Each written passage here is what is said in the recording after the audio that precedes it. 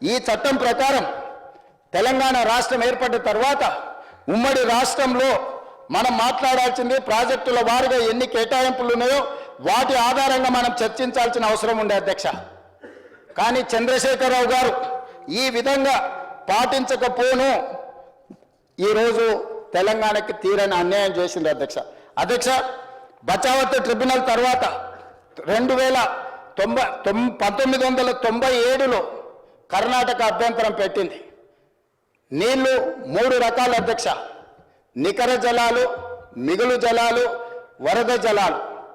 811 టీఎంసీల నీళ్ళు ఏవైతే మనకి ఇచ్చిండ్రో నికర జలాల మీద నిర్మించే ప్రాజెక్టులే కాకుండా చివరి రాష్ట్రంగా మహారాష్ట్ర వాడుకున్న తర్వాత మిగిలిన నీళ్లు కర్ణాటక వాడుకొని, కర్ణాటక తర్వాత ఉన్న ఆంధ్రప్రదేశ్ నీళ్లు వాడుకొని, ఎప్పుడైనా అధిక వర్షం అంటే మిగులు మన ప్రాజెక్టులు కేటాయింపుల కంటే మిగులు జలాలు ఉంటే అవి బంగాళాఖాతంలో కలుస్తాయి, సముద్రంలో కలుస్తాయి. కాబట్టి ఆనాడు ఉమ్మడి ఆంధ్రప్రదేశ్ ఒక ప్రతిపాదన తీసుకొచ్చింది.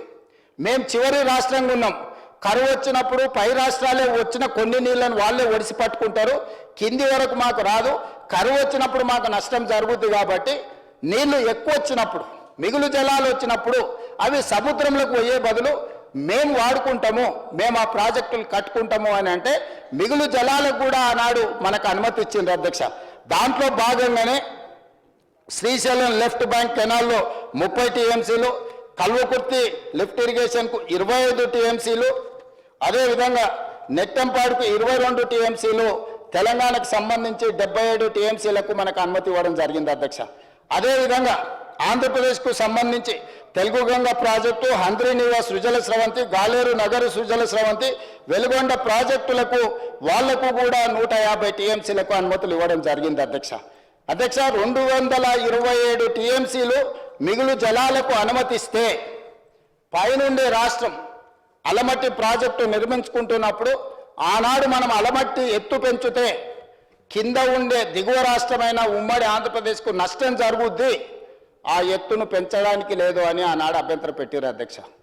దాంతో కర్ణాటక రాష్ట్రం 1997లో ఏమన్నదంటే మిగులు జలాలతో మీరు కట్టుకుంటున్న ప్రాజెక్టులను నెంబడే ఆపాలే, ఈ మిగులు జలాలను కూడా మళ్ళీ తిరిగి కేటాయించాలి, మిగులు నికరంగా తేలింది కాబట్టి మిగులు జలాలలో కూడా పై రాష్ట్రాలైనా మాకు వాటా ఇవ్వాలి అని వాళ్ళు పంచాయతీ పెడితే 97లో వాళ్ళు కోర్టుకెళ్ళి కేసులు వేస్తే 2004లో బ్రిజేష్ కుమార్ ట్రిబ్యునల్ని ఏర్పాటు చేసింది అధ్యక్ష. కృష్ణా నది జలాల పంపకం కోసము రెండవసారి ట్రిబ్యునల్ని, మొదటిది బచావత్ ట్రిబ్యునల్ అయితే 2004 సంవత్సరంలో నియమించిన ట్రిబ్యునల్ బ్రిజేష్ కుమార్ ట్రిబ్యునల్ అధ్యక్ష. బ్రిజేష్ కుమార్ ట్రిబ్యునల్ లెక్కలేసి ఏ విధంగా కేటాయించి 2004లో వాళ్ళని అపాయింట్ చేస్తే 2010లో వాళ్ళు ఒక నిర్ణయం తీసుకున్నారు అధ్యక్ష. ఆ నిర్ణయం ప్రకారం మొత్తం అందుబాటులో ఉన్న నీళ్లు 2578 టీఎంసీలు.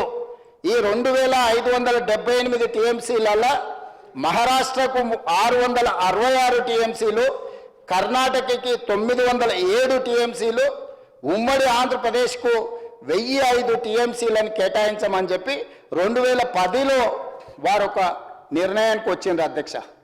దీని మీద ఆనాడు మనకు నచ్చక పైన రాష్ట్రాలకు అత్యధికంగా కేటాయిస్తే వాళ్ళు 666, వీళ్ళు 907, దాదాపుగా 1570 టీఎంసీల నీళ్లు పై రాష్ట్రాలు ఆపుకుంటే మనకు నష్టం జరుగుద్ది అని చెప్పి దీని మీద సుప్రీంకోర్టుకి వెళ్తే సుప్రీంకోర్టు దీని మీద 2011లో స్టే ఇచ్చింది అధ్యక్ష. దాని తర్వాత 2013లో దీన్ని నోటిఫై చేసింది అధ్యక్ష. దీని ప్రకారం ఈ ప్రకారము ఆనాడు సుప్రీంకోర్టులో బ్రిజేష్ ట్రిబ్యునల్కు సంబంధించి వాదనలు ఉంటే 2004లో నియమించబడ్డ బ్రిజేష్ కుమార్ ట్రిబ్యునల్ ఈరోజు 2026కు వచ్చినాం అధ్యక్ష. ఇంకా ఆ పంచాయతీ మనకు తెగలేదు అధ్యక్ష. ఆ పంచాయతీ ఇంకా కొనసాగుతుంది. అదొక రావణ కాష్టంగా మారింది, నిత్యం వెలుగుతూనే ఉంది.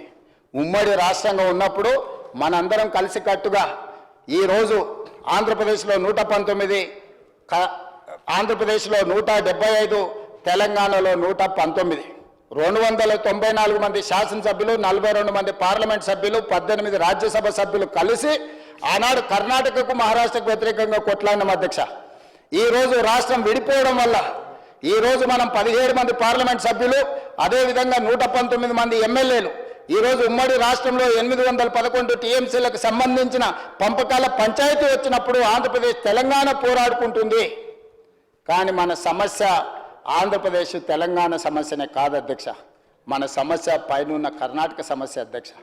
కర్ణాటక ఈరోజు మళ్ళీ అలమట్టి ఎత్తును పెంచి 519 నుంచి 525 వరకు పెంచి ఈరోజు మళ్ళీ కొత్త ప్రాజెక్టులు నిర్మించాలి అని అంటే ఈరోజు మనము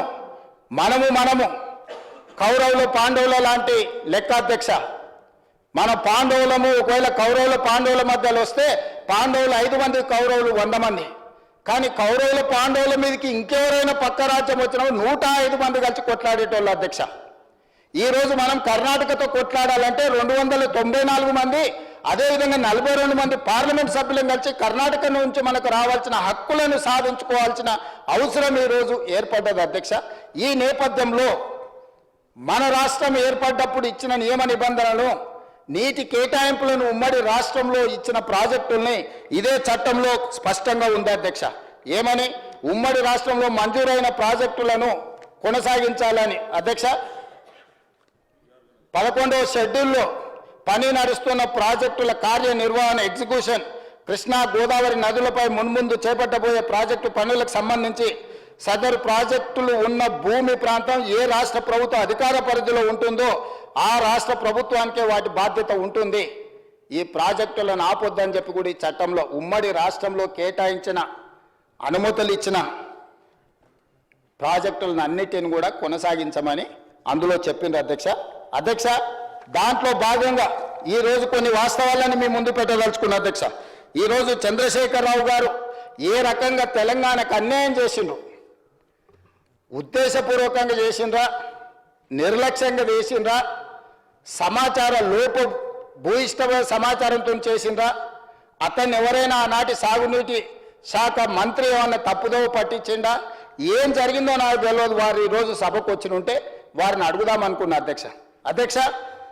ఆ రోజు తెలంగాణ రాష్ట్రం ఏర్పడే నాటికి ఈ ప్రాంతంలో మంజూరైన ప్రాజెక్టుల వివరాలు నేను చెప్పదలుచుకున్న అధ్యక్ష. ఇవన్నీ కూడా రికార్డులో ఉండాలి. రేపు భవిష్యత్ తరాల ప్రజాప్రతినిధులు వచ్చినప్పుడు ఈ చట్టసభలో కృష్ణానది జలాల మీద చర్చ జరిగినప్పుడు ఎవరు ఏం మాట్లాడినరో వాటి వివరాలు రేపు వాళ్ళకి చదువుకోవడానికి